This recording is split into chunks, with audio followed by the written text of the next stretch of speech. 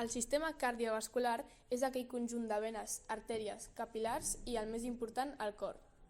Hi ha un munt de factors que poden emmalaltir el sistema cardiovascular, com l'alcohol, el tabac, les drogues, el sedentarisme, una mala dieta basada en processats i greixos, obesitat, etc.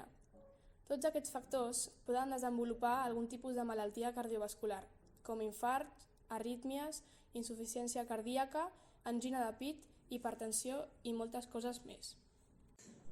Totes aquestes malalties cardiovasculars són la primera causa de mort en els països desenvolupats i, per tant, cal ser-ne molt conscient.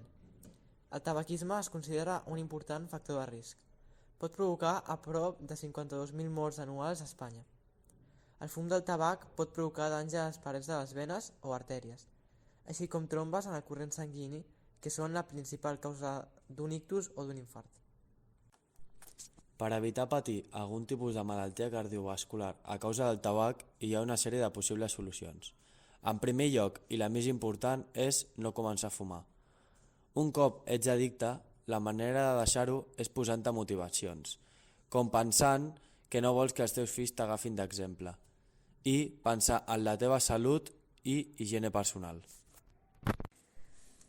Cal tenir en compte que, tot i no fumar, ens podem convertir en fumadors passius si alguna persona del nostre entorn ho fa.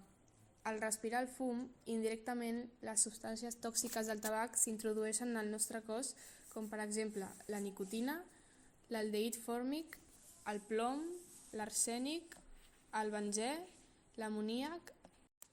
Els beneficis de deixar de fumar no són pocs, ja que dins d'aquests es troba una millora en la respiració, la disminució de la predisposició de tossir i contraure infeccions. També pot afectar a l'envelliment prematur i a l'aspecte de la pell. El gust i l'olfacte es deterioren, com també la funció pulmonar, que s'alenteix. Un any després de deixar de fumar, el risc d'infart de miocardi es redueix a la meitat. Recorda, si no vols llançar la teva vida a la brossa, cuida't. No et fumis la vida!